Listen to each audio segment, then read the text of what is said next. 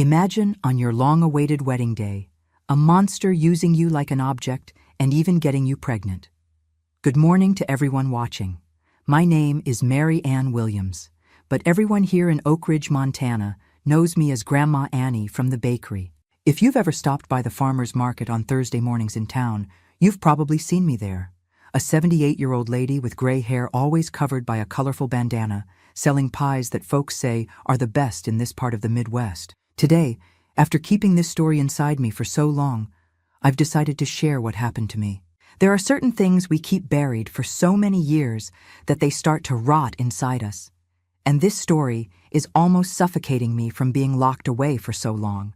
I was born in 1945, in a simple wooden house in rural Montana. My father, Arthur, was a man respected by everyone in the area. Owner of a small general store, always wearing a straw hat with a hand-rolled cigarette at the corner of his mouth. He was the type of man who commanded respect, just with a look, you know. But inside our home, well, that was a different story entirely. I grew up in a family where my father's word was law. My mother, poor thing, lived with her head down, always agreeing, always obeying. We were 6 siblings, 4 boys and 2 girls, with me being the youngest. The boys could do everything. Go to school, play outside, have freedom.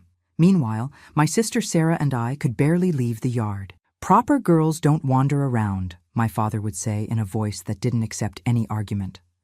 Girls are meant to learn how to take care of the house, cook, and prepare to be wives. And that's how I spent my childhood and youth, under my father's watchful eye. In school, I only completed 4th grade. After that, my father thought I knew enough reading and writing for a woman. The rest of my time was spent helping my mother with household chores and learning to cook. I think that's why, when I met Gerald at 17, I fell in love so quickly. He appeared as a possibility of escape from the prison that was my father's house. Gerald was 25, worked as a truck driver, and had just moved to our town. He was a handsome man with an easy smile who knew how to talk like nobody else. We met at a church fair. I remember helping serve the food when he approached the booth. He looked straight into my eyes and said, "The food must be as beautiful as the cook." I turned as red as a tomato, but I felt something different that day, a flutter in my stomach that I had never felt before. After that day, Gerald started showing up at my father's store frequently. He bought things he didn't even need just to see me, I think. My father soon noticed his intentions, but didn't object when Gerald asked permission to court me. In fact, I think my father was even relieved. A married daughter meant one less mouth to feed. The courtship was short, always supervised. We were never alone. Either my mother, my sister, or one of my brothers was always nearby. Still, in those few moments together, Gerald made me dream of a different life. He told me about the cities he visited with his truck, promised that one day he would take me to see the ocean. "Mary Ann," he would say, "you deserve more than this little life here. With me, you'll see the world." And I believed him. I believed with all the strength of my young and inexperienced heart. Our engagement was announced after 6 months of dating. Gerald put a down payment on a small house in the neighboring town where we would live after we were married. He started buying furniture, little by little, always showing me photos, including me in the decisions. For the first time in my life, I felt respected, valued. The wedding was set for June 1963. I had just turned 18. In the months leading up to it, I could barely sleep from so much anxiety. Finally, I was going to leave my father's house. Finally, I was going to be my own person. Finally, I was going to be able to breathe without that feeling of suffocation. If you're enjoying my story, take a moment to subscribe to the channel, leave your like, and comment below telling me what city you're watching from. An old, curious woman like me is happy to know how far my voice can reach on this internet thing. But let's get back to the story, because things are about to get worse, unfortunately. On the eve of the wedding, there was a small celebration at our house. Nothing too elaborate. We were poor, after all. Just a dinner with close family and some neighbors. Gerald couldn't attend because he had gone to borrow a suit from a cousin in the neighboring town.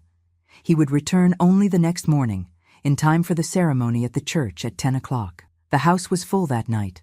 My aunts were helping with the final preparations, sewing details on my simple dress, but the prettiest our circumstances would allow. My mother had been cooking non-stop since early morning, and the smell of good food filled every room. My brothers came and went, bringing borrowed chairs, fixing up the yard where lunch would be served after the ceremony. Amid all that commotion, my father was strangely quiet, sitting in the rocking chair on the porch, smoking his hand-rolled cigarette and observing everything with a look I couldn't decipher. Every now and then, our eyes would meet, and I'd feel a strange chill. There was something different about him, something that made me uneasy without knowing why. When everyone left and the house finally quieted down, I went to the small room I shared with my sister. Sarah had married 2 years before and had come especially for my wedding, so she would be sleeping with me on that last night. But she was still in the kitchen, helping my mother put away the last things. I was arranging my bundle with the few clothes I would take to my new life when the bedroom door opened. It was my father. He closed the door behind him and stood looking at me for what seemed like an eternity. "Tomorrow you're leaving," he finally said, his voice different than usual. "You're going to be another man's wife." "Yes, father," I answered softly, finding this conversation strange. My father had never been one for many words, much less for displays of affection or concern. He came closer, sat on the edge of the bed where I was folding my clothes. He put his hand on my shoulder in a way that made me freeze. "Do you know what happens between a man and a woman on their wedding night?" he asked, his eyes fixed on mine in a way that made me want to look away. But I couldn't. Yes, father," I stammered, feeling my face burn. My mother had explained some things to me, and the rest I had heard from married women when they washed clothes at the river. "No, you don't know," he said, his voice now a hoarse whisper. "But I'm going to teach you." What happened in the minutes that followed is something I've tried to erase from my memory for decades. The heavy hand covering my mouth so I wouldn't scream, the heavy body on top of mine, the pain, physical and of the soul, of being violated by the man who should have protected me, the silent tears that streamed down my face as I begged God for it to end soon. When it finally ended, he got up, adjusted his clothes as if nothing had happened, and said before leaving the room, "Now you know. You won't make a fool of yourself tomorrow." I lay there, paralyzed, until I heard my sister arriving. I quickly covered myself, pretended to be asleep. I couldn't tell anyone. Who would believe me? My father was respected, a good man in the eyes of the community. And even if they believed, what would happen to my wedding? Would Gerald still want a used woman? I spent the night wide awake, eyes open in the dark, body aching, soul in pieces. In the morning, I got up automatically. I took a bath, got dressed, let them fix my hair. I looked in the mirror and saw a stranger. Empty eyes, forced smile so as not to raise suspicions. I walked to the altar like a sleepwalker. I saw Gerald waiting for me, handsome in his borrowed suit, his eyes shining with happiness. I saw my father beside me, leading me as tradition dictates, the same man who hours before had destroyed something inside me. We said our vows, exchanged rings, received blessings. Throughout the ceremony, I felt my father's gaze upon me, a look from someone who knew he had permanently marked his presence in my life, even when I went far away. That night, in the small room of our new house, when Gerald tried to touch me with all tenderness and respect, I froze. I couldn't explain why. I just cried so much that he got scared, asking what had happened, if he had done something wrong. "I'm just nervous," I lied between sobs. "I need time." Gerald, being the good man he was, respected that. We slept holding hands that first night, and the nights that followed too. It was only after almost a month that I was able to let him touch me, and even then, I closed my eyes tightly so as not to see my father's face superimposing on his. Our married life began like this, with this terrible secret between us, although Gerald didn't know about it. He traveled a lot, sometimes staying away for weeks with his truck. I stayed at home, trying to build some normality, trying to forget. Little by little, I adapted to the role of wife. I learned to smile when he arrived, to respond to his displays of affection, to pretend everything was fine. But inside me, something had broken forever that night. I thought the worst had already passed that terrible night with my father.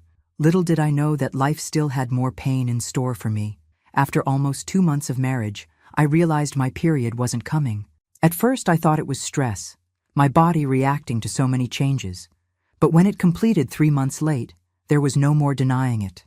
I was pregnant. The news that should have brought joy brought panic. I started doing calculations, remembering dates. Gerald and I had only been intimate after almost a month of marriage. Before that, only that night had happened. With my father, despair consumed me from the inside like fire in dry straw. The child growing inside me wasn't my husband's, but my own father's. Back then, in 1963, there weren't these tests they do nowadays to confirm who a child's father is.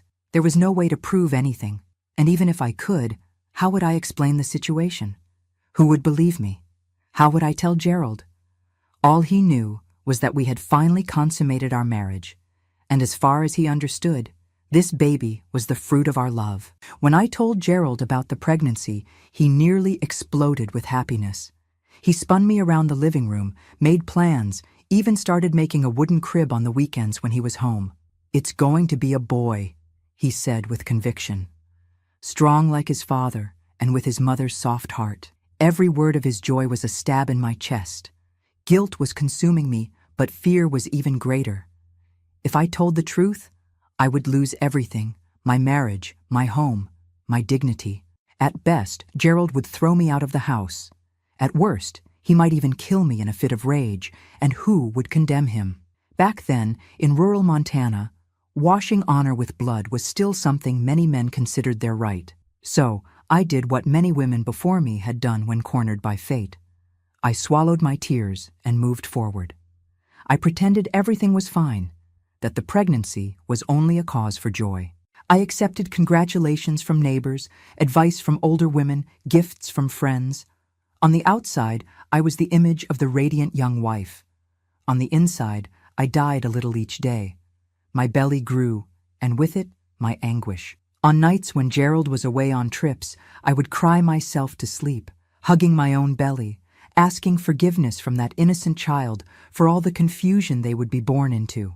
I would whisper, "It's not your fault, my child. It's not your fault." My mother came to visit when I was in my 6th month. She brought some supplies, little clothes she had sewn for the baby, and the inevitable family stories. Among them, she told me that my father had been acting strange, quieter than normal, drinking more than usual, sometimes disappearing for days. "I think he misses you, daughter," she said innocently.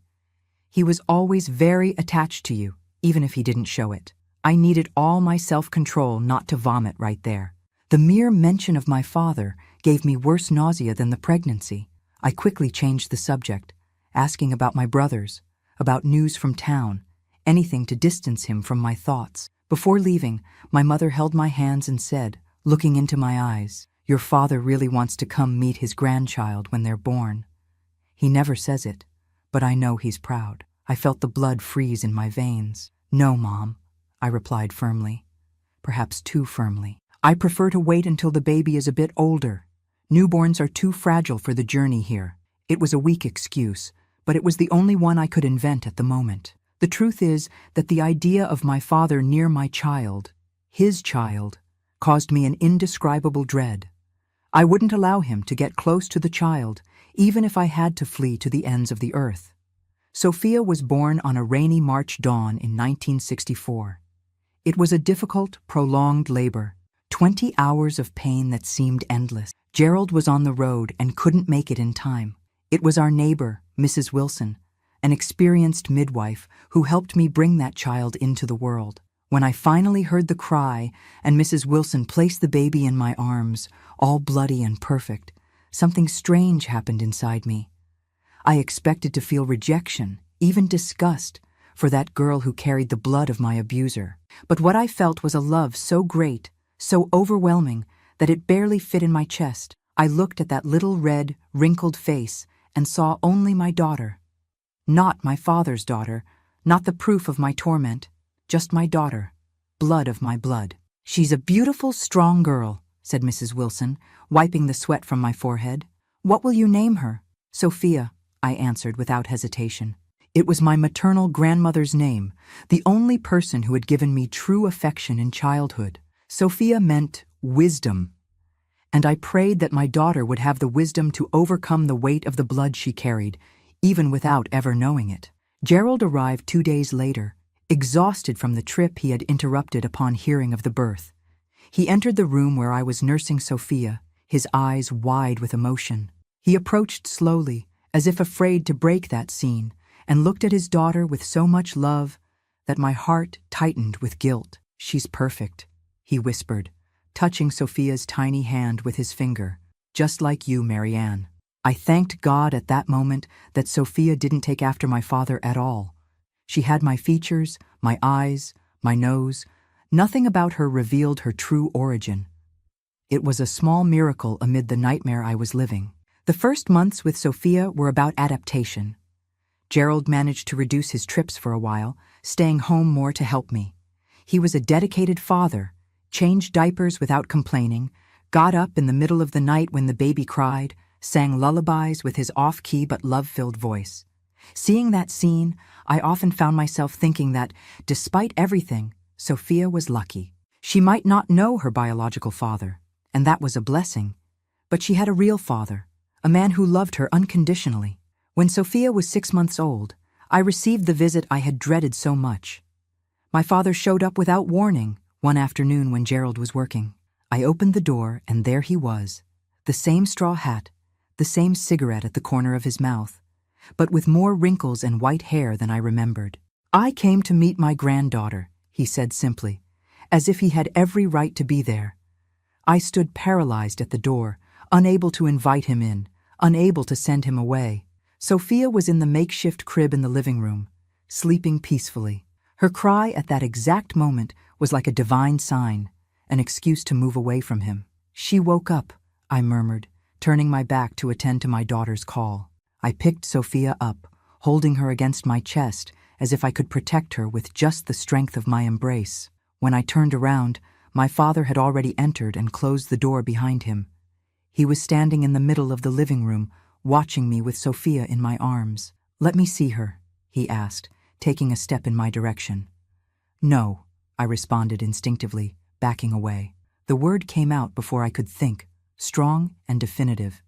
He frowned, surprised at my refusal. In all my life, I had never said no to him. "What's wrong, Marianne? Why are you like this? I just want to see my granddaughter." "She's not your granddaughter," I replied, my voice trembling but determined. "She's nothing to you." At that moment, I saw understanding cross his face like lightning. He understood what I meant. He understood that I knew Sophia was his daughter, not his granddaughter. His face hardened. His eyes became colder than I had ever seen. "Be careful what you say, girl," he threatened in a low voice.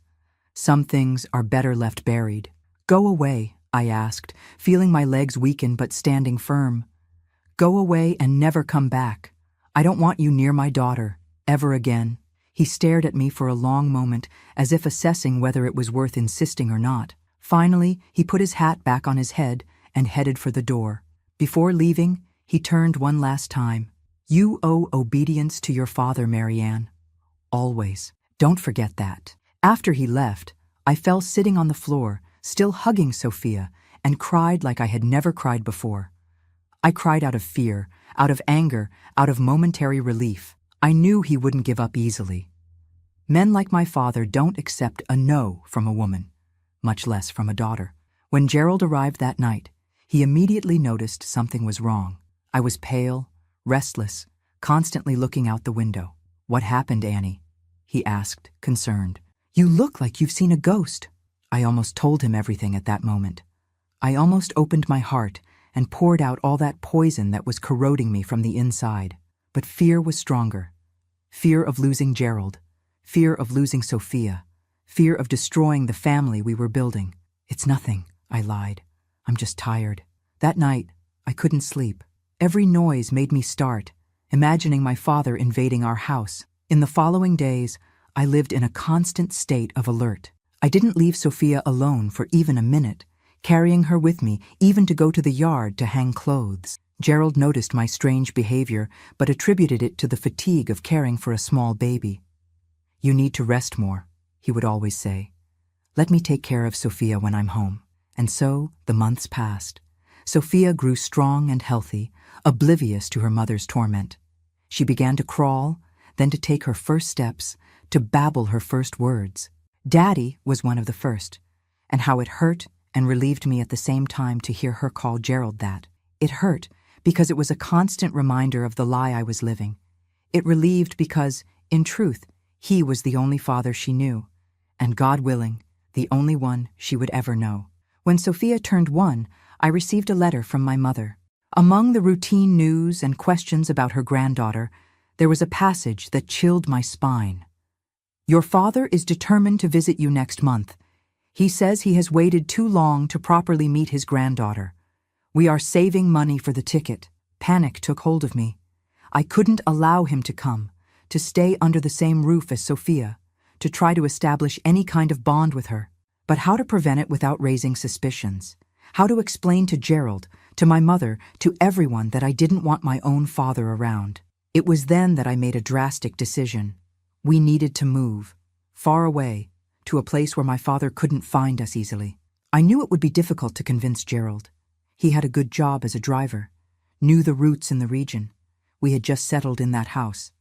But I was determined. That night, when he came home from work, I presented the idea as if it were an old dream.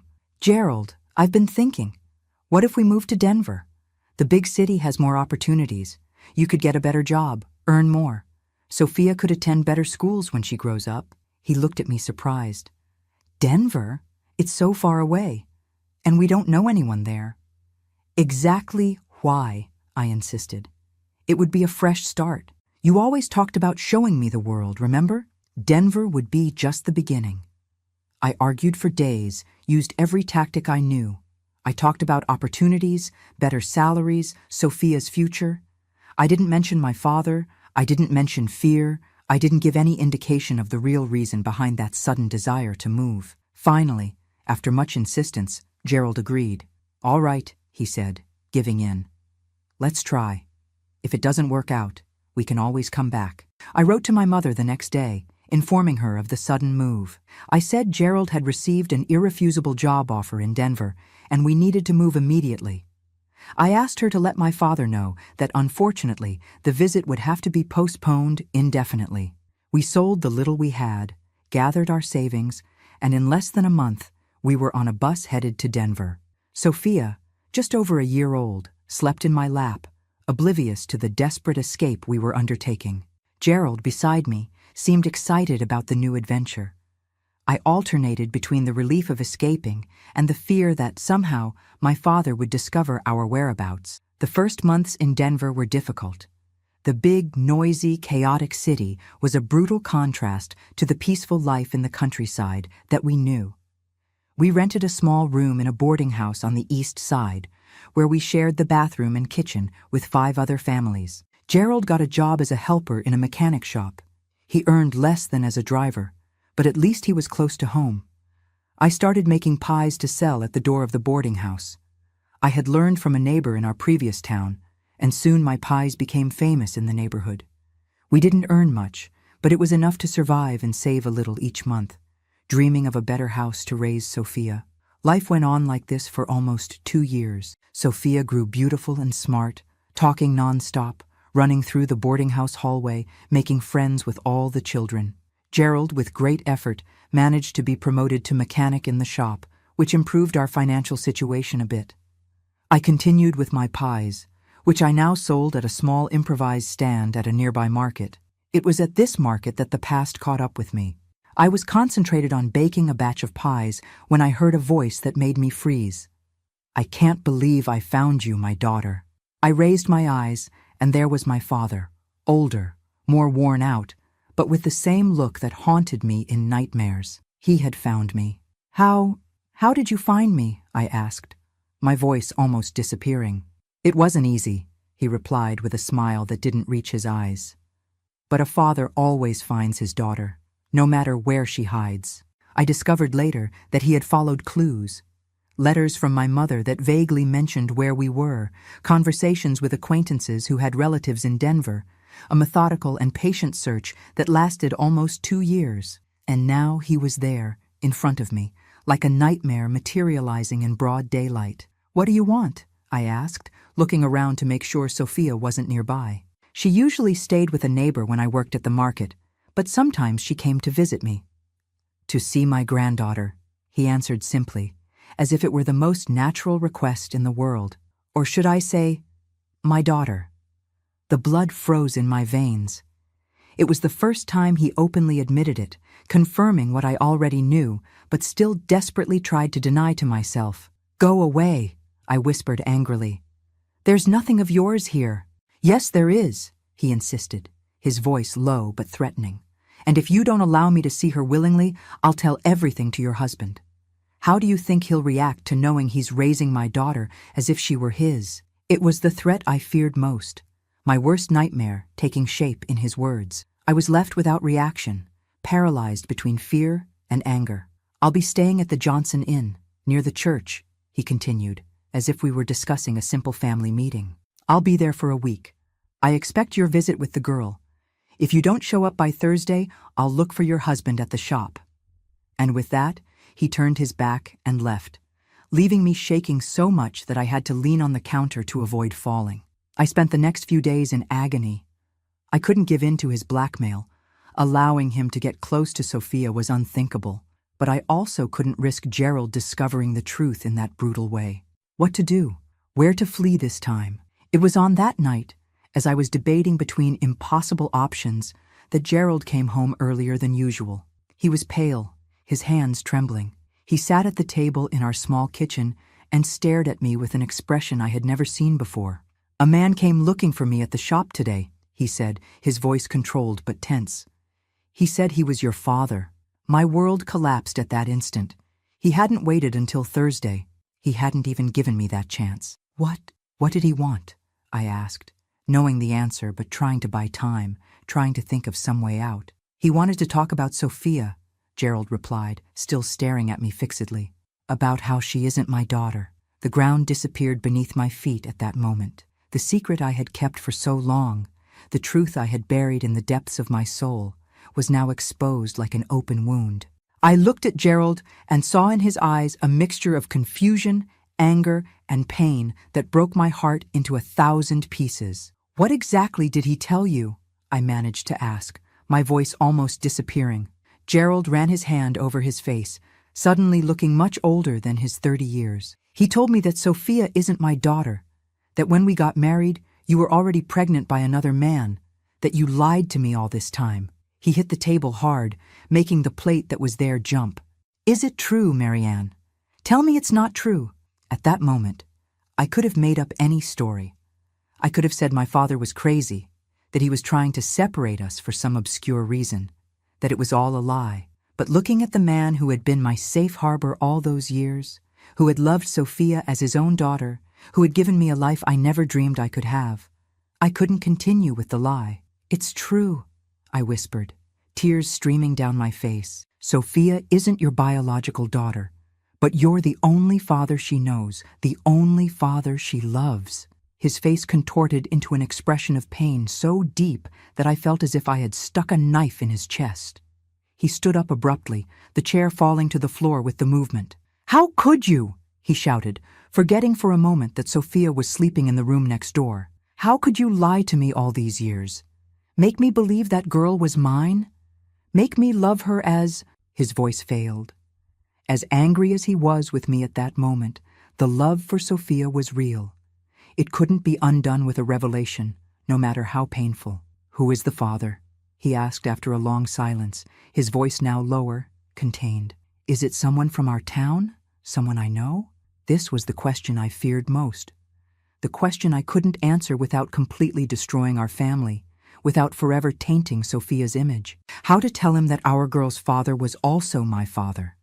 How to explain the horror that had happened on the eve of our wedding.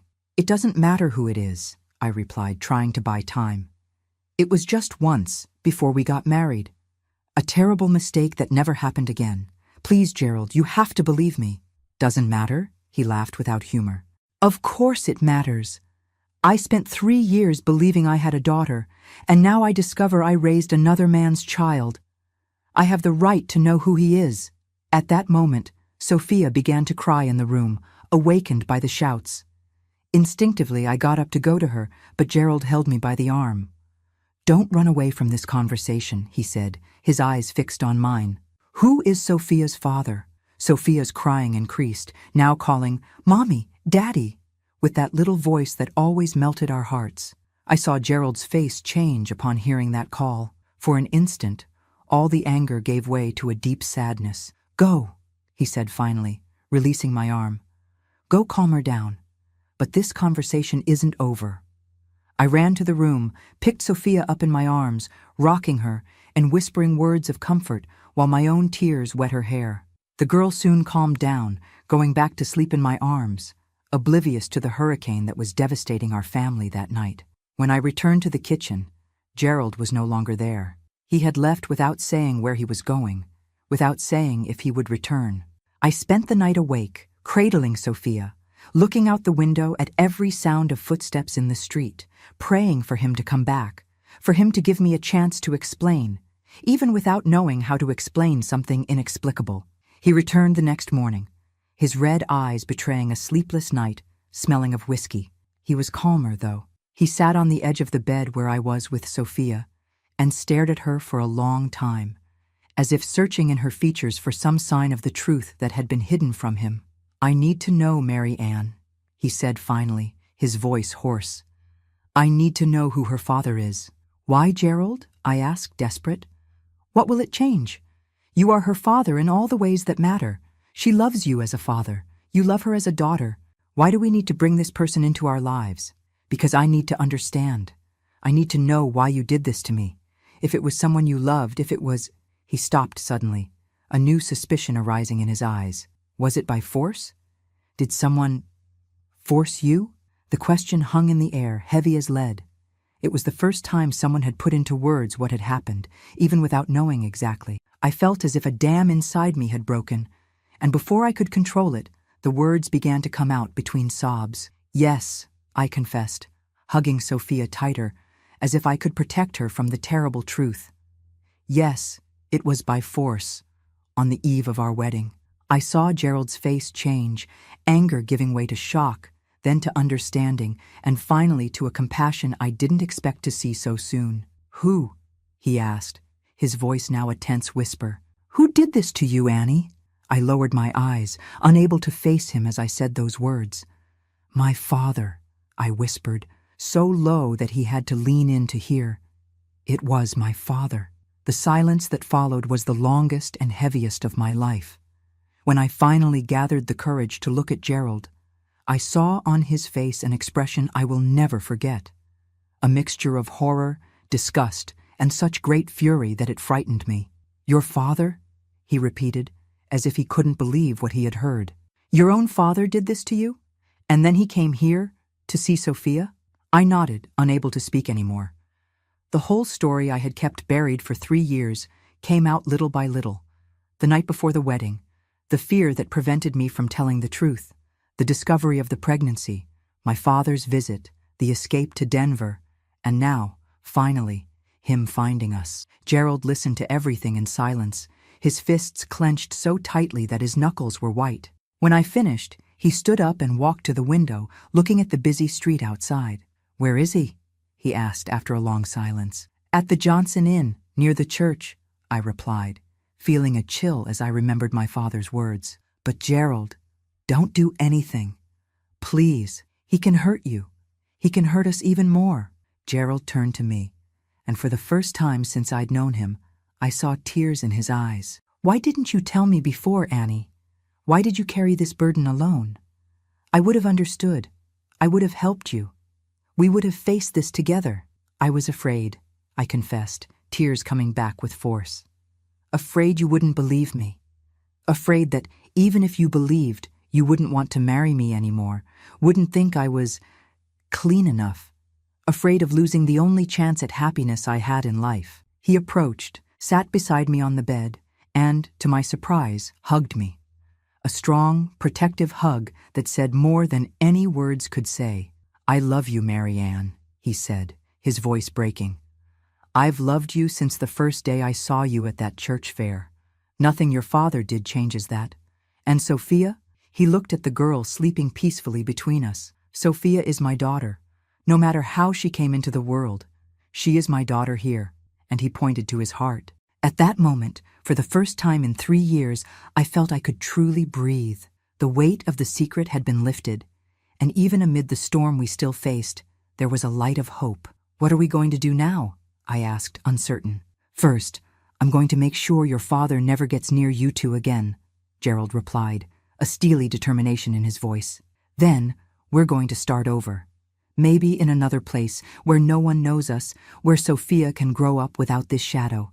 "But what are you going to do with my father? He's dangerous, Gerald. I don't want you to get hurt because of us."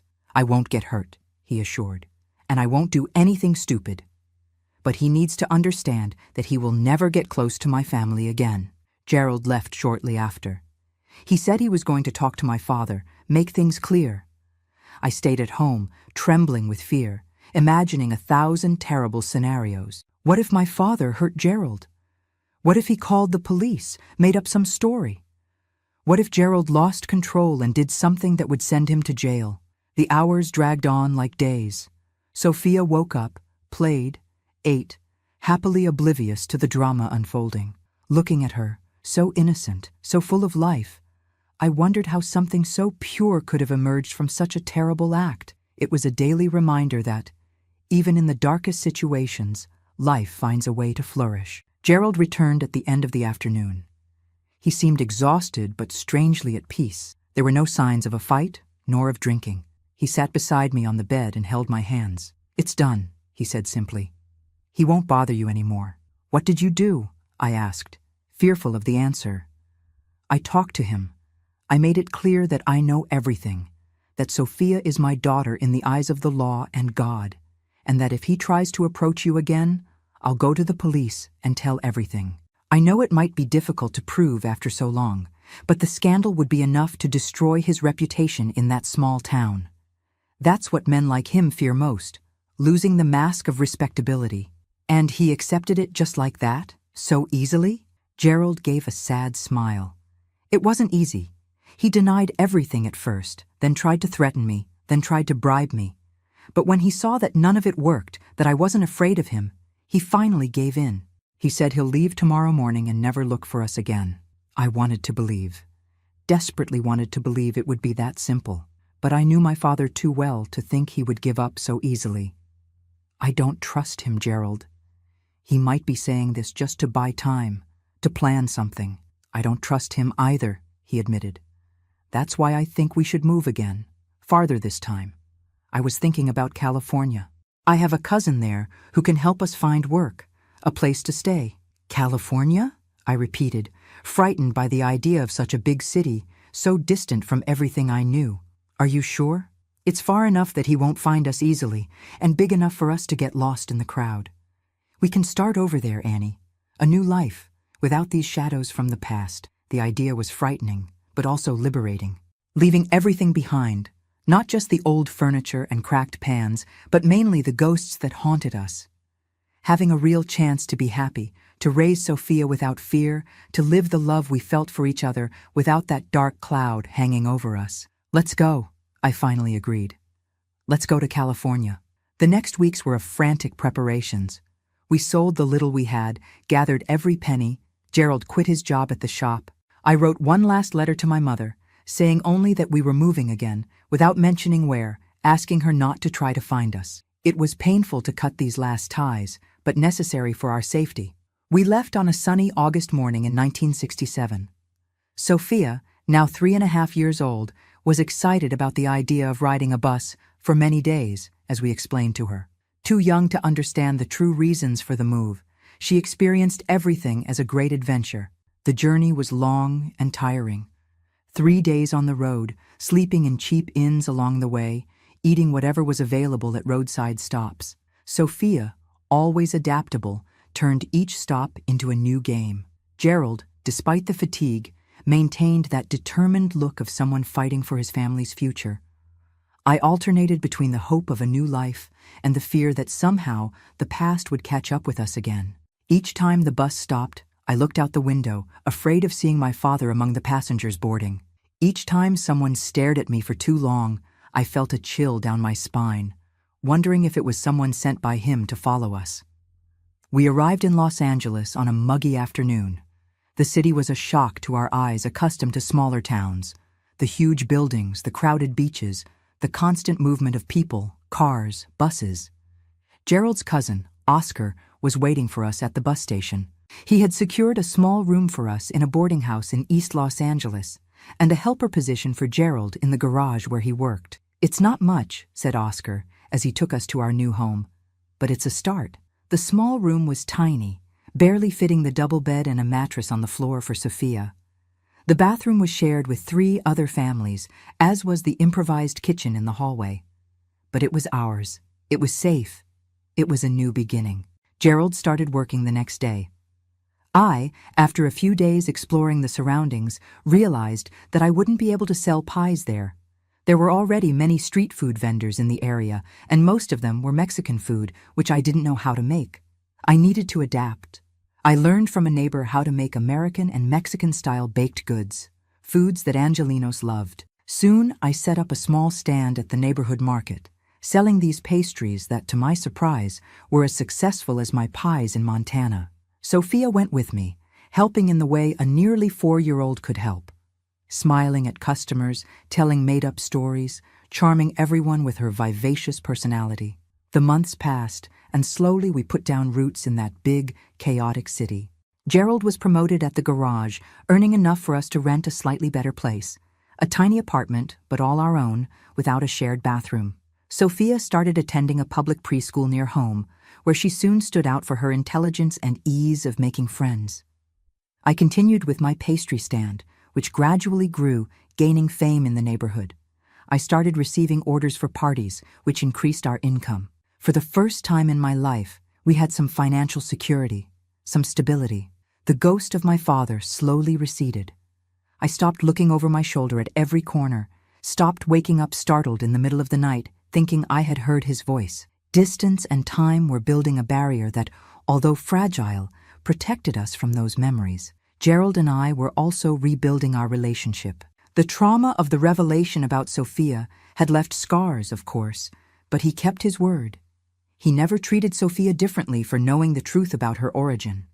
On the contrary, he seemed even more determined to be the best father possible, as if he wanted to compensate her for something she didn't even know she had lost. Our intimate life, which had been difficult from the beginning because of the trauma I carried, slowly began to improve. Gerald was patient, respectful, never pressured me.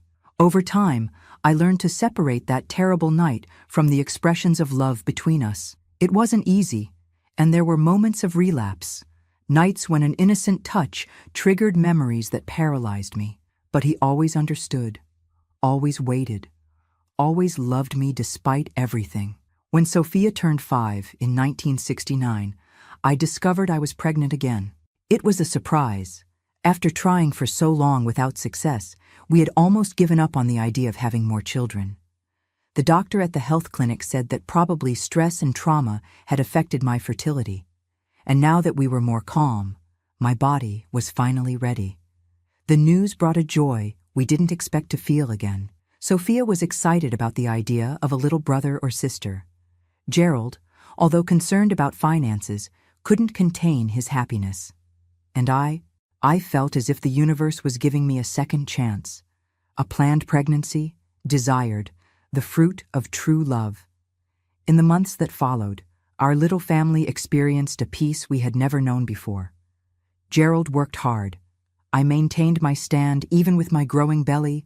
Sophia did well in school and talked non-stop about the baby that was coming. It was as if we had finally left behind that dark shadow that had been haunting us. Until, in the 7th month of pregnancy, we received a letter that changed everything again. The letter was from my mother. The first in almost 2 years since we had moved to Los Angeles. I don't know how she got our address. I suspected that Oscar, Gerald's cousin, might have given some clue, even without knowing the whole story. With trembling hands, I opened the envelope. My mother's shaky handwriting, who barely knew how to write, brought news I never expected to receive. My daughter Marianne, I hope this letter finds you well. I have been looking for you for a long time. Your father passed away 2 months ago. He had a stroke while working in the field. He didn't suffer. It was quick. Before he died, he told me everything. About what he did to you on the eve of your wedding. About Sophia. I don't know if you will ever forgive me for not protecting you. I don't know if I will ever forgive myself. I only know that I need to see you, meet my granddaughter, ask for forgiveness in person. If you can find in your heart a place for your mother, please write to me. I'm living with your brother Joseph now. With love and regret, your mother, Margaret. I read the letter several times, tears blurring my vision. My father was dead. The monster of my nightmares no longer existed, and my mother now knew the truth. A truth that she would have to carry for the rest of her life, just as I did. When Gerald came home from work, I showed him the letter. He read it in silence, then hugged me for a long time. "What do you want to do?" he finally asked. It was a difficult question. Part of me wanted to ignore the letter, move on as if that chapter of my life was definitely closed. But another part, the part that was still a daughter, that still remembered the few moments of affection my mother managed to show amid my father's oppression, wanted to respond, wanted to give her the chance to meet Sophia, to meet the new baby that was coming. "I don't know," I replied honestly. "I need to think." That night was sleepless. Lying beside Gerald, I felt the baby moving in my belly, as if also restless with the news. Sophia slept peacefully in the little room next door, oblivious to the turmoil of emotions her mother was facing. I thought about my mother, that silent and submissive woman who never had a voice in her own home. Had she suspected something? Had she noticed any change in my father's behavior or in mine after that night? Or had the deathbed revelation been a complete shock, a final betrayal from a man who had already betrayed her in so many ways? I thought about Sophia, who had never known a grandmother. My mother-in-law had died even before we met, and now my mother was there, wanting to be part of her life. Did I have the right to deny this to Sophia? To deny her the chance to have another piece of family, especially now that the real danger, my father, no longer existed? And finally, I thought about the baby I was carrying. This son or daughter would be born into a world where his maternal grandfather no longer existed, where the terrible secret that surrounded his sister's birth no longer had the same power to destroy our family. Wouldn't it be better if he were also born into a world where there was reconciliation, forgiveness, healing? After days of reflection, with Gerald's support, I made my decision. I wrote back to my mother, inviting her to visit us after the baby was born. I didn't promise forgiveness. I didn't even know if I was capable of that yet, but I offered an opening, a chance to rebuild some kind of relationship. Joseph Michael was born on a December dawn in 1969, strong and healthy like his father. Sophia, now almost 6 years old, was enchanted with her little brother, immediately assuming the role of protective older sister. Gerald, who was already a wonderful father to Sophia, melted completely with the son who carried his blood, although never, not for an instant, did he make any distinction between the two children. My mother arrived 2 weeks later. She was older, thinner, her eyes carrying a weight that I recognized well, the weight of guilt, of belated regret. Our reunion was difficult, full of contained tears, choked words, feelings too complex to be expressed. Sophia, with the innocence of children, broke the ice. She approached the grandmother she had never known and simply asked, "Do you know how to tell stories? Daddy tells stories every night, but he always forgets the best parts." My mother smiled, the first genuine smile I had seen on her face in years. "I know many stories, my girl. Stories from the countryside, about animals, ghost stories." "Ghost stories!" Sophia exclaimed, excited. "Tell one now!" And so, around stories, first for Sophia, then for all of us, my mother slowly reconnected with our family. It wasn't easy, nor quick. There were wounds too deep, silences too long between us. But day by day, visit after visit, she ended up moving to Los Angeles to a small room not far from ours. We rebuilt something resembling a mother-daughter relationship. We never talked directly about what my father had done. It was a subject that hovered between us, omnipresent but never mentioned. Perhaps it was better that way. Some truths are too heavy to be put into words, even between people who share the pain. The years went by. Sophia grew up, became a brilliant teenager, determined to study, to be somebody in life. Joseph followed in his father's footsteps, passionate about cars from an early age, helping in the garage that Gerald finally managed to open after years of saving. Our life wasn't perfect. We had financial difficulties, health problems, fights like any family. But we had something that for a long time I thought I would never have: peace. The peace of living without fear, without suffocating secrets, without the constant shadow of a past that threatened to destroy everything at any moment. Sophia never knew the truth about her origin. It was a conscious decision that Gerald and I made together. What good would it do her to know? What purpose would it serve other than to carry a burden that wasn't even hers? Gerald was her father in all the ways that mattered: in love, in dedication, in constant presence. The biological truth was just a dark detail that didn't need to enter her life. My mother, who initially thought Sophia had the right to know, eventually agreed with our decision. "She's a happy girl," she said once, watching Sophia play with Joseph in the small yard of the ground-floor apartment we had moved to. "Your father has done enough harm to this family. He doesn't need to continue doing it after death." And so we continued, building a life that, if not extraordinary in the eyes of the world, was precious to us. A life built on the ruins of a terrible past, but which flourished despite everything, or perhaps, in some strange way, because of everything we had been through. The years passed like water in a river, sometimes calm, sometimes turbulent, but always moving forward. Sophia grew up and became a beautiful, studious, and determined young woman. With great sacrifice on our part, she managed to enter nursing school in 1987.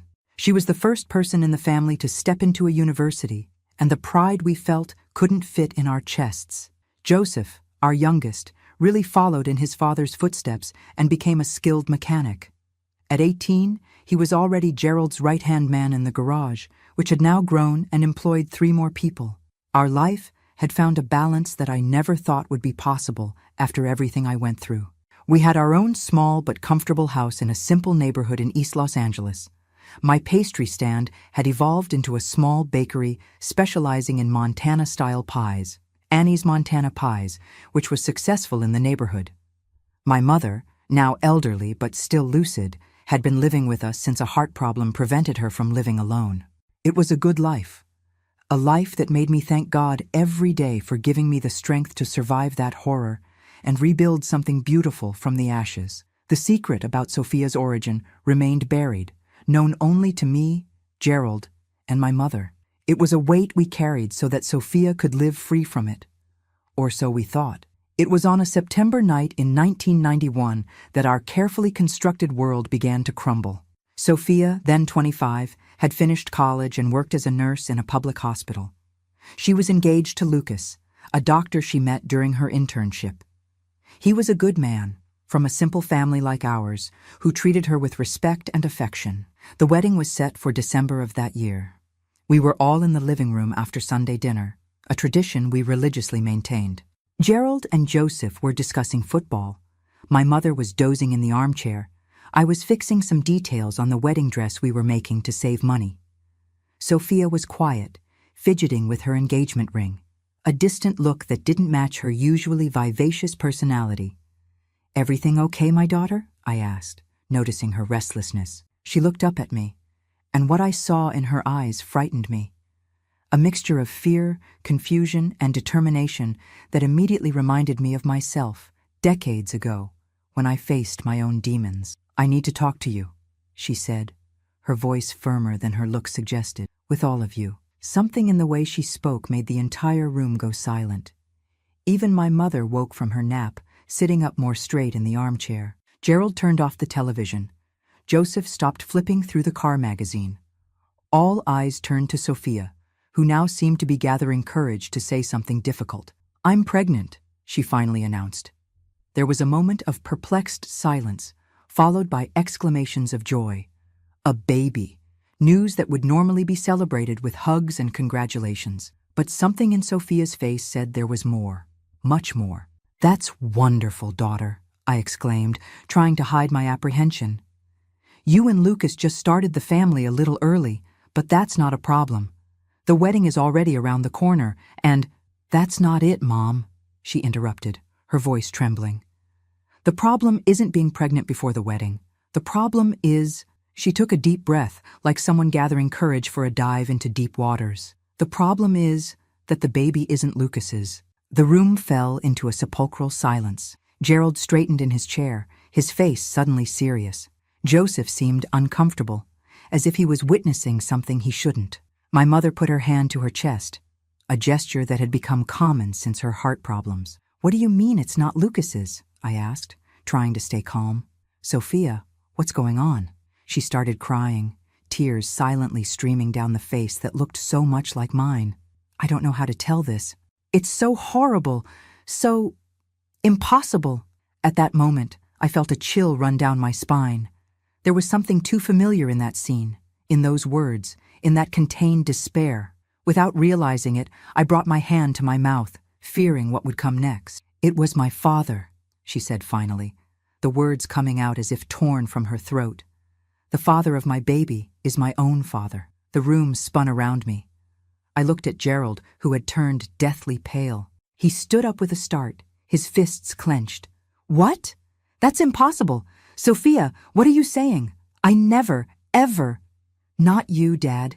Sophia interrupted him, her voice now strangely calm amid the chaos. My biological father. Time seemed to freeze. I felt as if the ground had disappeared beneath my feet, as if I was falling into an endless abyss. How did she know? Who had told her? And more importantly, how could her biological father, dead for more than 20 years, be the father of the baby she was expecting? What are you talking about, sis? Joseph asked, completely confused. Our father is Gerald. Always has been. Sophia shook her head, wiping tears with the back of her hand. Not for me. I discovered a few months ago that Gerald is not my biological father. I looked at my mother, who seemed about to faint. Was it her? Had she told Sophia?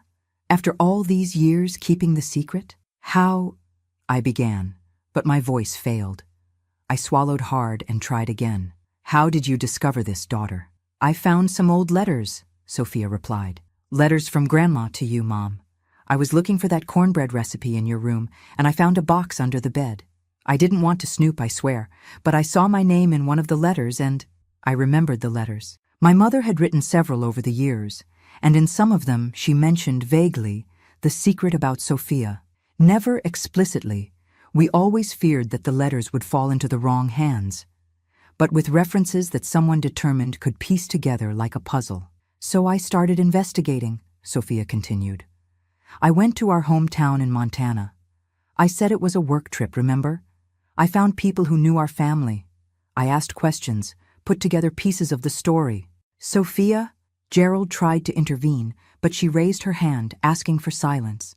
And then I found him, she said, her voice almost disappearing. I found my biological father. Impossible, I whispered, feeling the blood freeze in my veins. He's dead. He died more than 20 years ago. Sophia looked at me with a mixture of confusion and disbelief. Dead? No, Mom. He's alive. He lives in San Diego now. That's where I found him. The room started spinning again. I felt Gerald grab my arm, supporting me before I fell. Who? I asked, my voice barely audible. Who did you find, Sophia? Arthur Williams, she answered. My grandfather, or rather, my father, alive, in San Diego. The words didn't make sense. They couldn't make sense. I had received news of his death. My mother had confirmed it. It was impossible that— I looked at my mother, who was now crying silently in the armchair, her face buried in her hands. And I knew, at that instant, that I had been deceived. That my father's death had been a merciful lie, told by my mother to give me peace, to protect us. Mom? I called, my voice trembling with contained emotion. Is it true? Is he alive? She raised her face, red eyes, trembling hands. Forgive me, my daughter, she whispered. I thought it would be better this way. He had disappeared. No one knew where he was. When I came to Los Angeles, I thought you would be safer if you believed he was dead. The betrayal hit me like a punch to the stomach. So many years living with this lie, believing that the monster of my nightmares could no longer reach me. when in fact he was out there, alive, and had now found Sophia. What did he do to you? I asked Sophia, fearing the answer but needing to know. Did he hurt you? Sophia lowered her eyes, unable to face me. It wasn't like that at first, she said softly. He introduced himself as a distant relative who had known me when I was a baby. He was kind, told family stories, bought me presents. He said he had information about my biological father, but that he needed time to tell me everything. My stomach turned. I knew that tactic well. The calculated kindness, the subtle manipulation, the building of trust for later. We met several times, Sophia continued. He always had a new story, a new detail, but never told me who my father was. Until one day, after a few drinks, she stopped, unable to continue. She didn't need to. I knew exactly what had happened. The same horror I had experienced decades ago repeating itself with my daughter, in a perverse cycle that seemed endless. Only afterwards, Sophia resumed, her voice now almost a whisper. Only afterwards did he tell me the truth, that he was my biological father, that he had been with you before your marriage. The final lie, the supreme manipulation. He hadn't just abused her. He had distorted the truth to seem less monstrous, to make Sophia believe it had been an affair, not a rape, and now she was carrying his child, just as I had carried her. Gerald, who had remained silent, absorbing everything with growing horror, finally spoke. His voice was different, deeper, harder than I had ever heard. "Where is he now?"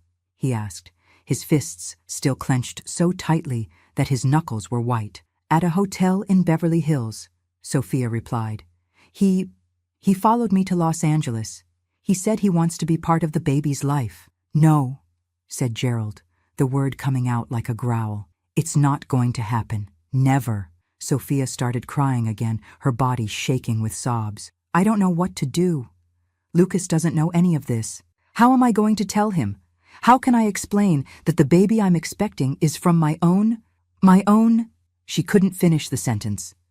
Joseph, who had remained in shock until that moment, approached his sister and hugged her awkwardly, not fully understanding what was happening, but feeling her pain. "Sophia," I called, forcing myself to stay calm despite the turmoil of emotions inside me. "My daughter, look at me." She raised her eyes, red from crying. "There's something you need to know," I continued, feeling that it was time, finally, to tell the whole truth. "Something about your birth, about your biological father." And then, for the first time, I told the complete story. The rape on the eve of my wedding, the discovery of the pregnancy, the decision to raise Sophia as Gerald's daughter, my father's pursuit, the escape to Denver and then to Los Angeles, the lie about his death. I told everything, sparing no details, as tears streamed down my face and everyone's in the room. When I finished, the silence that followed was dense, almost palpable. Sophia looked at me with an expression I couldn't decipher. Horror, understanding, perhaps even some relief for finally understanding her own story. "So I am," she began, her voice failing. "You are my daughter," I interrupted firmly, "and Gerald's daughter, who raised you with all the love in the world. Your origin doesn't define who you are, Sophia. It never has." "And the baby?" she asked, placing her hand on her still flat belly. "What do I do with this baby?" The question hung in the air, heavy as lead. It was an impossible decision, a terrible crossroads in my daughter's life, and, ironically, one that I never had to face. When I discovered I was expecting Sophia, abortion wasn't an option I even considered, both because of my beliefs and the complete lack of access to something like that in rural Montana of the 1960s. But we were in 1991, in Los Angeles. Sophia had other possibilities, other paths. "That's a decision only you can make," I finally replied. "But whatever your choice, we'll be by your side. All of us." I looked at Gerald, who nodded gravely. Even amid the anger he felt toward my father, even amid the shock of the situation, his love for Sophia spoke louder. He would be her safe harbor, just as he had been mine. "First," said Gerald, his voice now more controlled, "we need to deal with him, with Arthur. He's dangerous," I warned. "You don't know what he's capable of." "I know," Sophia replied softly. "Now I know." The pain in her voice broke my heart. My daughter, whom I had tried to protect all her life, had been reached by the same evil that had struck me.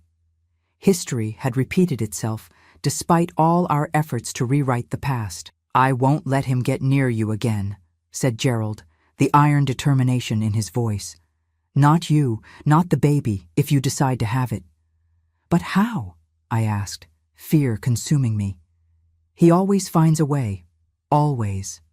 "This time it's different," Gerald replied. "We're not that young, frightened couple anymore, fleeing in the middle of the night. We have an established life. We have resources. We have people who can help us." He stood up, picked up the phone, and started dialing a number. "I'm going to call Richard," he said, referring to a lawyer friend who occasionally helped us with issues at the garage. "We're going to get a restraining order against him, and then we're going to the police." "Police?" I repeated, frightened. "But what proof do we have? It was so long ago." "We have Sophia's testimony," Gerald responded firmly. "And if he did this to you, to her, he probably did it to other women too.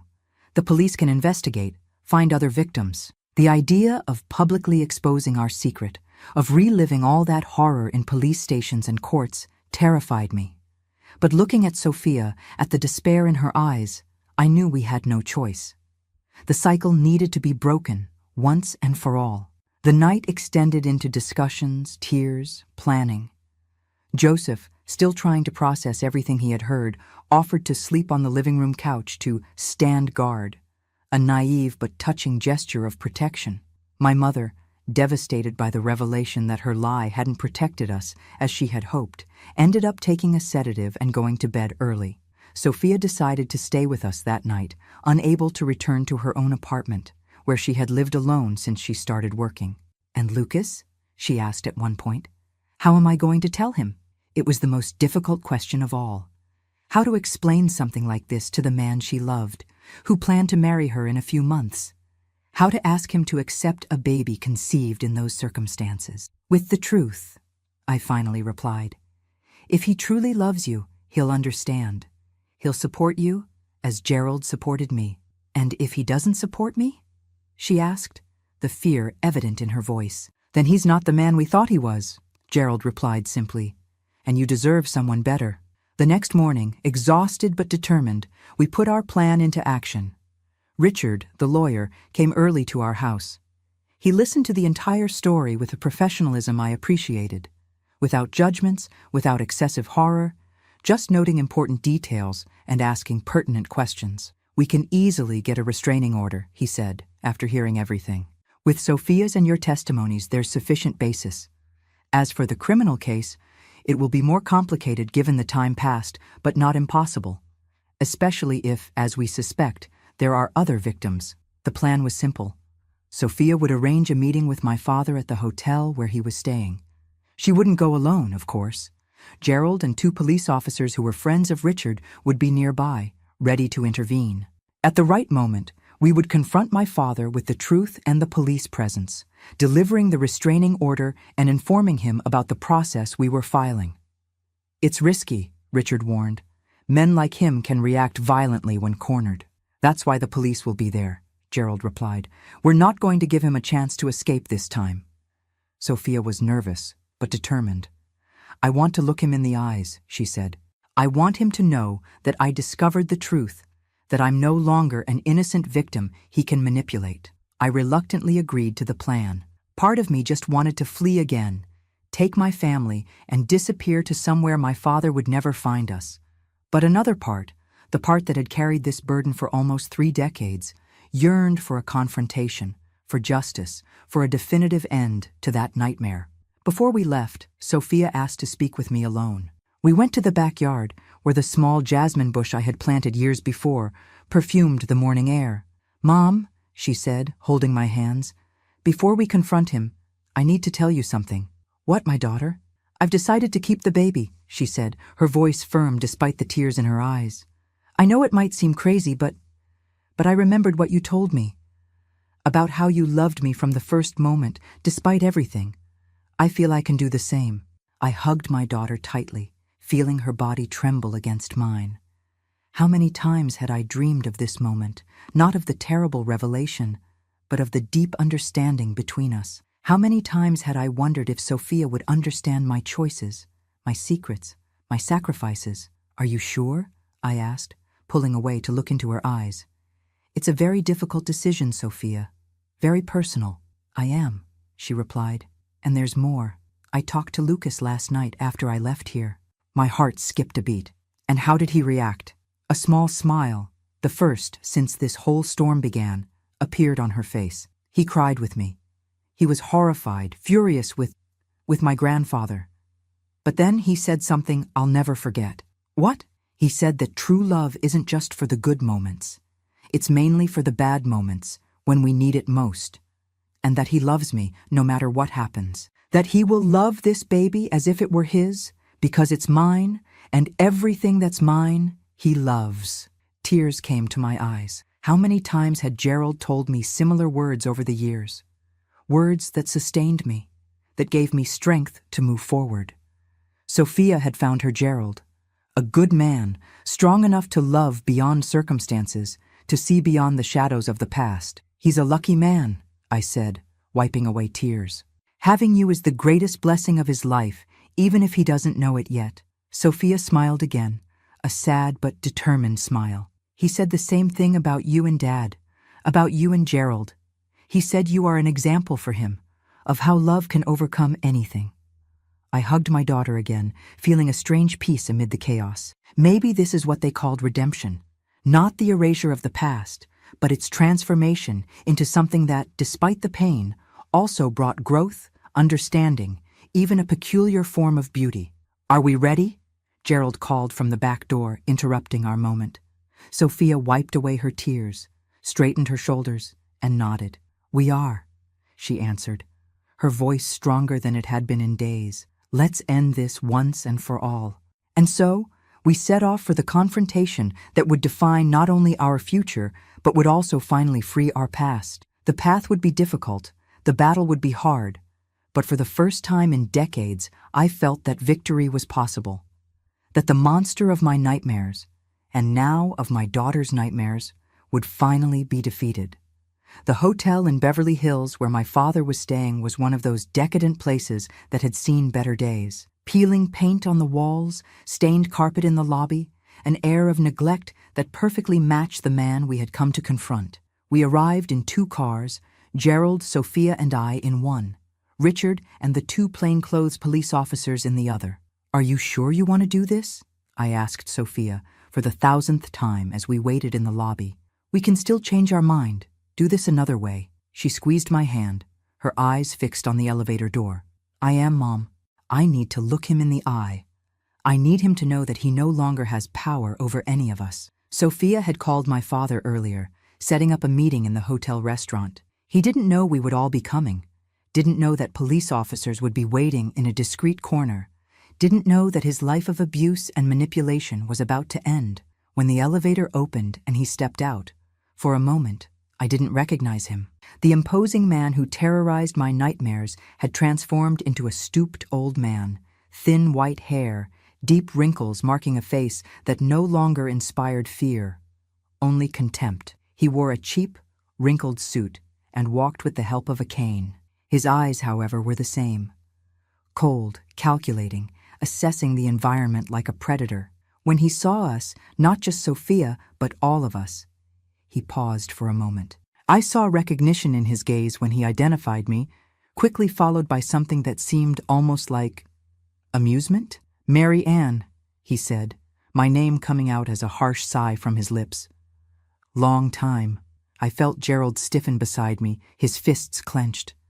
I put my hand on his arm, silently asking for calm. It wasn't time to lose control. Arthur, I replied coldly, refusing to call him father. Seems like you found a way to come back from the dead. He gave a crooked smile, revealing yellowed teeth. Your mother always had a fertile imagination. Convenient for you to believe me dead, wasn't it? What wasn't convenient, Sophia intervened, stepping forward, was you appearing in my life, lying about who you were, and then... Her voice faltered for a moment, but she regained her composure. And then, doing what you did. My father looked at Sophia with an almost affectionate expression, which made my stomach turn with disgust. My granddaughter. Or should I say my daughter? You look so much like your mother at her age. I couldn't resist when I found you by chance at that hospital in San Diego." "By chance?" I asked, suspicion clear in my voice. "Or did you deliberately look for her?" He shrugged, leaning more on his cane. "What's the difference? Fate brought us together. Isn't that what matters? And now we have a new family member on the way." The naturalness with which he spoke of his crime, of his manipulations, left me breathless. It was as if, in his distorted mind, there was nothing wrong with what he had done, neither to me so many years ago, nor to Sophia now. "There will be no family reunion," said Gerald, his voice controlled but full of a contained anger he rarely showed. "We came here to make some things clear." My father assessed him with a look of contempt. "Ah, good Gerald. Always ready to raise other men's children, isn't that right? First Sophia, now this baby, a very understanding man." Before Gerald could react to the provocation, Richard approached, the two police officers discreetly positioning themselves near the exits of the lobby. "Mr. Arthur Williams," said Richard in a professional tone. "My name is Richard Thompson. I'm the family's attorney. I have here a restraining order that prohibits you from approaching or contacting Sofia Hernandez or any member of her family." He extended the document, which my father completely ignored, his eyes still fixed on me. "And also," continued Richard, imperturbable, "I came to inform you that a formal complaint has been filed against you for crimes of rape and sexual abuse. The police would like to take your statement."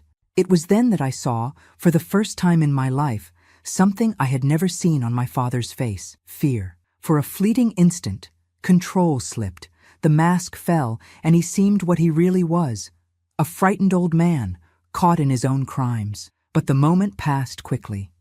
He composed himself, the crooked smile returning to his lips. "What is this talk about?" he asked, his voice now carrying a poorly disguised irritation. "Rape? Abuse? Sophia came to me voluntarily. We had a consensual relationship. She's an adult, for God's sake." "Under false pretenses," Sophia replied, her voice surprisingly firm. "You introduced yourself as my grandfather, gained my trust, got me drunk, and only afterward told me who you really were. That's not consent. And it wasn't just her," I added, stepping forward.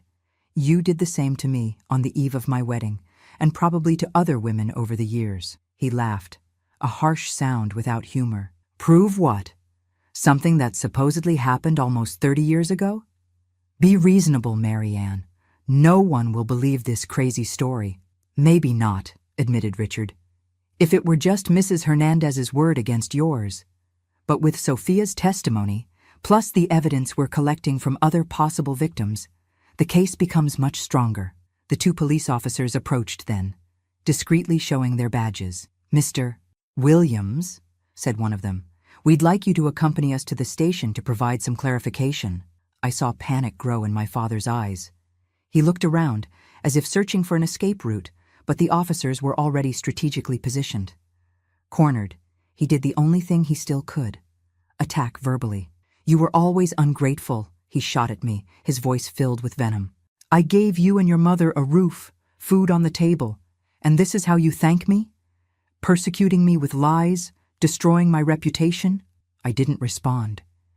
There was nothing more to say to that man who had destroyed so many lives, including mine and my daughter's. Instead, I stepped forward and did something I never imagined I would have the courage to do. I looked directly into his eyes and smiled. A calm smile, without anger, without fear, the smile of someone who has finally been freed. "It's over, Arthur," I said simply. "Your time is up." He was taken away by the police officers without physical resistance. He was too old for that, but cursing and threatening the whole time. He promised to sue all of us, swore he had powerful friends, guaranteed he would be out of the police station in a few hours. But there was a desperation in his threats that revealed their truth. He knew that this time he wouldn't escape.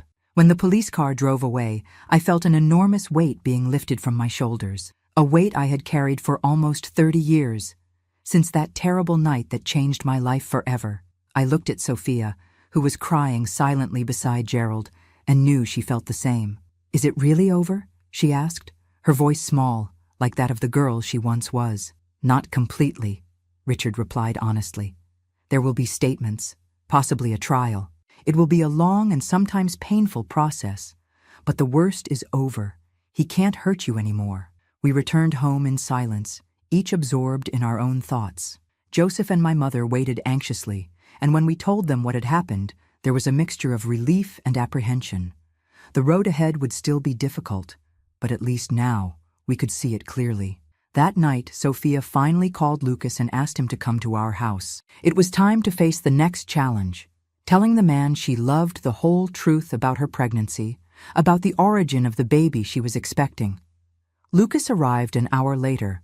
He was a tall young man with glasses, with a calm manner that always reminded me a bit of Gerald when he was young. Even without knowing all the details, he already knew that something serious had happened. Sophia had briefly told him on the phone that she had discovered Gerald wasn't her biological father, and that she needed to tell him the complete story. The room fell silent as Sophia and I, alternately, told the whole story. From the rape I suffered decades ago to the recent events with my father. Lucas listened to everything without interrupting, his face getting paler, his hands occasionally closing into fists when the most painful details were revealed. When we finished, the silence extended for several minutes. Lucas looked at Sophia as if seeing her for the first time, not with contempt or disgust as she feared, but with a mixture of horror at what she had gone through and a deep admiration for her courage. He began, his voice failing. He cleared his throat and tried again. "I'm so sorry you all went through this. I can't even imagine." Sophia took his hands, her eyes pleading. "I understand if you want to cancel the wedding. I understand if you don't want to raise this baby, knowing where it comes from. I just ask that." Lucas interrupted her, placing a finger gently on her lips. "Don't say that. Never say that. I love you, Sophia. I love everything about you. Your strength, your kindness, your heart. What happened wasn't your fault, and it certainly isn't this baby's fault." He turned to me and Gerald, his eyes now determined behind his glasses. "You showed me what true love means. Standing by those we love no matter what happens. I want to do the same for Sophia and for this baby. I want to be the father this child deserves, just as Gerald was for Sophia." Gerald, who rarely showed emotion in public, couldn't hold back his tears. He stood up and hugged Lucas tightly, an embrace that said more than any words could say. The months that followed were intense. My father was formally charged not only for crimes against Sophia, but also against 2 other women who had the courage to come forward after the case gained some local publicity. Because of his age and a convenient diagnosis of heart problems, he won the right to respond to the process in freedom, but with an electronic ankle monitor and prohibited from leaving the city or approaching any of the victims. Sophia and Lucas's wedding was postponed until after the baby was born. Their decision, so that the child would already be part of the ceremony in some way. Sophia's belly was growing, and with it, strangely, a new sense of peace in our family.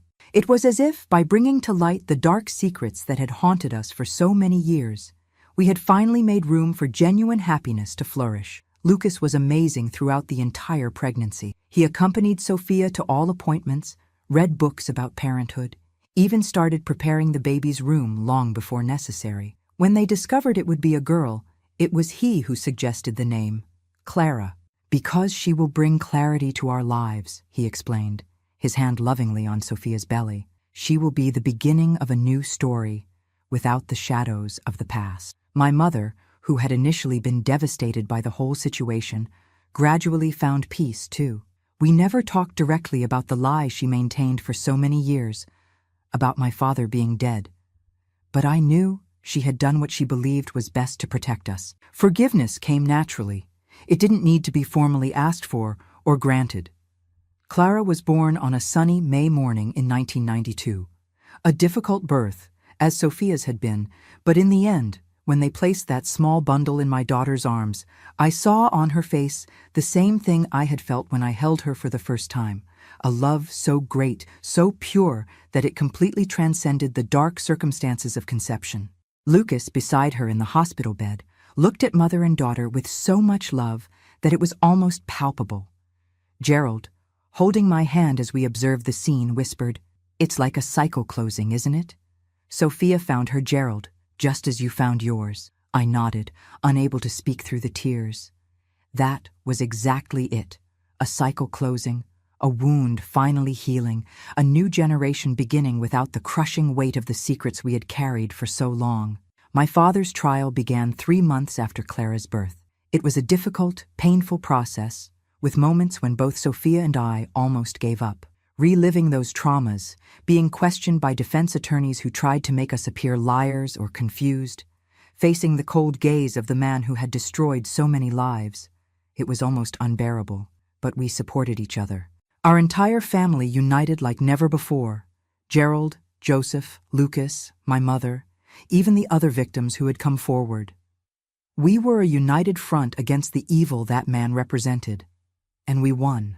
In January 1993, my father was sentenced to 15 years in prison. Given his advanced age, 75 at the time, it was practically a life sentence. He wouldn't leave jail alive. When the judge announced the sentence, I didn't feel the euphoria I expected. There were no shouts of joy, no exultant hugs, just a collective deep sigh, as if our entire family could finally release the breath we had been holding for decades. "Is this the end?" asked Sophia, holding Clara in her arms as we left the courthouse. "It's a new beginning," I replied, gently touching my granddaughter's little face. For all of us, Sophia and Lucas's wedding took place 2 months later, with Clara, now almost a year old, being carried down the church aisle as a small flower girl in Joseph's arms. It was a simple but emotional ceremony, full of tears of joy and promises of a better future. During the reception, I observed my family gathered. Gerald, now with gray hair, but the same kind look as always. Joseph, a grown man, with his girlfriend by his side. Sophia and Lucas, radiant in their newly official happiness. Clara, smiling and clapping in my mother's lap, oblivious to the fact that her mere existence represented the triumph of love over hate, of light over darkness. At that moment, I knew it had been worth it. All the horrors, all the escapes, all the painful secrets, everything had brought us here, to this moment of genuine peace and joy. It wasn't a fairy tale happy ending. We would forever carry the scars of what we lived through. But it was an honest ending, true, one with sweat and tears and a fierce determination not to let evil have the last word. The years went by. Sophia and Lucas had 2 more children, Anthony and Rebecca, who grew up having Clara as the older sister they adored and respected.